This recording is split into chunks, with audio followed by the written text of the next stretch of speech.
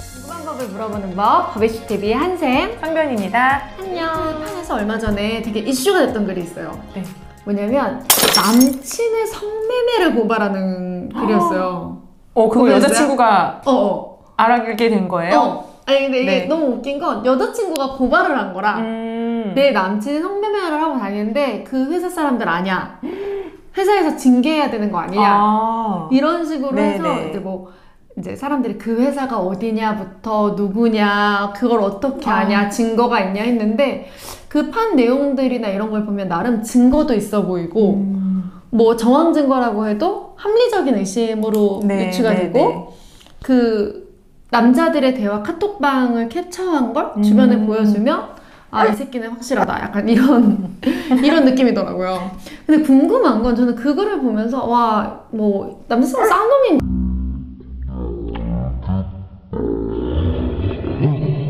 이거 안 되나? 죄송합니다.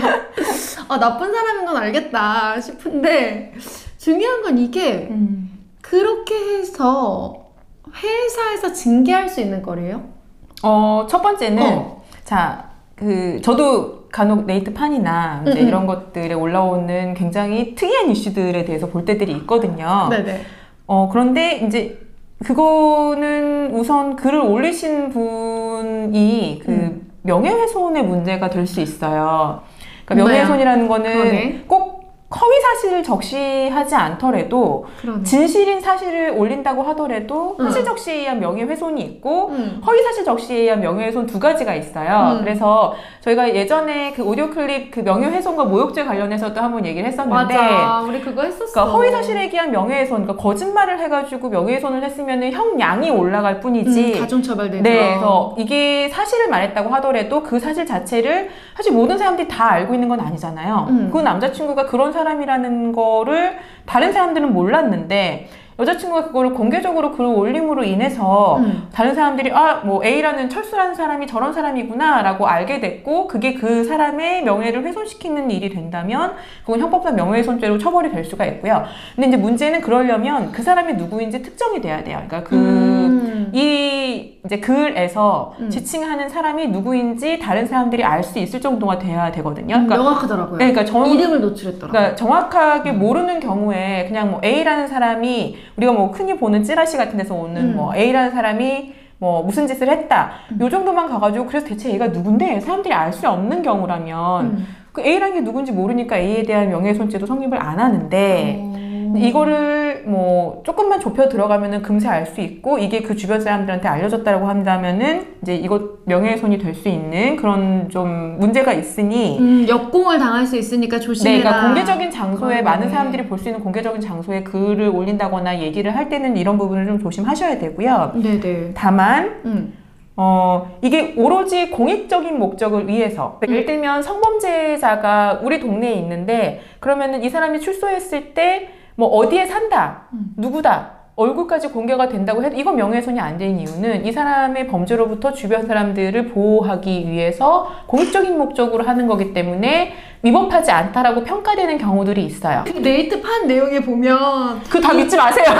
그렇긴 한데 그 전 여친하고도 그런 문제로 헤어졌다 이런 내용도 있어요. 우리가 확인할 수 없잖아요. 그치, 우리 네, 그러니까 확인할 수 없는 사실들이기 때문에 그러니까 그런 글들을 올릴 때는 조심해야 되고 이걸 제3자한테 퍼뜨릴 때 일테면 저한테 무슨 카톡이 왔어요. 뭐 우리 회사에 뭐 김 차장님이 박 대리랑 불륜이래 이런 얘기를 했는데 그걸 보고서 그럴만하다라고 생각하고 나도 이 카톡을 막 다른 사람들한테 뿌리게 되면 나도 공범이 될 수가 있는 거거든요. 예, 그렇기 때문에 좀 확실하지 않은 거에 대해서는 이런 문제점이 생기고 두 번째로 물어보신 게 이게 이제 회사에서 징계를 할 수 있느냐라는 부분인데 네, 그게 제일 궁금해요. 그러니까 회사에서 징계를 하는 내용에 대해서는 회사 내부에 있는 취업규칙 그러니까 사안 내에 있는 규칙 같은 데서 정하고 있어요. 뭐 회사의 명예를 훼손시킨다든지 뭐 업무상 회사에 해를 끼친다든지 이런 경우에는 뭐 징계할 수 있다라는 게 있고요. 그게 뭐 해고를 하는 경우 특히나 뭐 징계도 징계 사유에 해당해야 되지만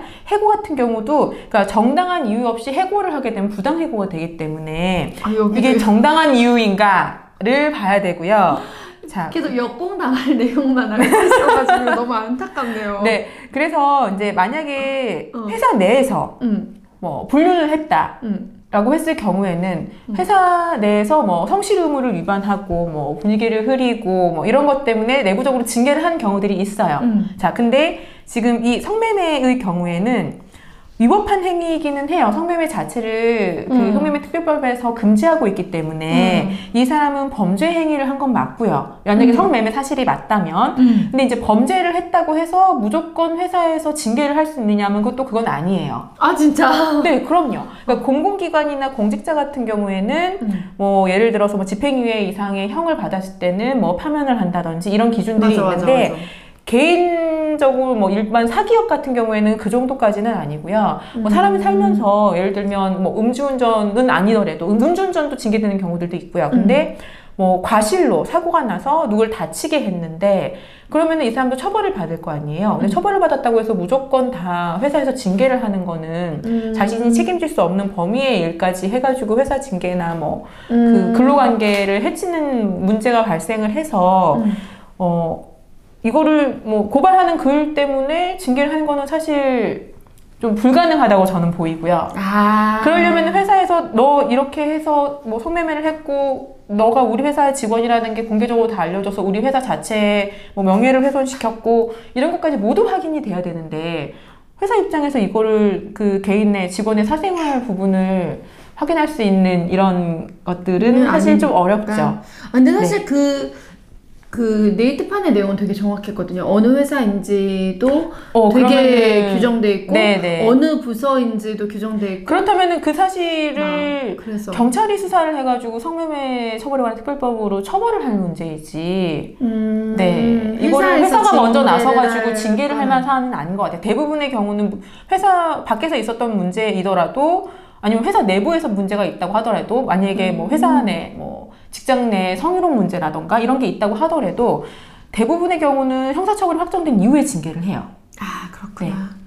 안타깝네요. 저 막 주변 친구들끼리 얘기를 했는데 막 이걸로 징계를 할 수 있느냐 없냐.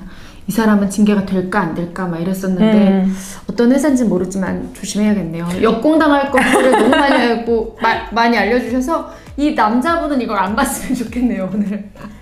네, 근데 뭐 일단은 공개적인 곳에 올라가는 글 같은 경우는 그 글 자체도 굉장히 책임 있는 글이어야 하고요. 그쵸? 하지만 그 글을 올릴 수밖에 없는 정말로 문제가 되는 상황이 있었다고 한다면 그거는 이제 적법한 법적인 절차를 밟아서 징계나 처벌로 마무리가 되어야 될 그런 사안인 것 같습니다.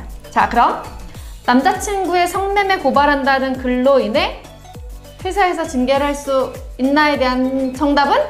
없습니다. 여기까지 버비씨TV였습니다. 감사합니다.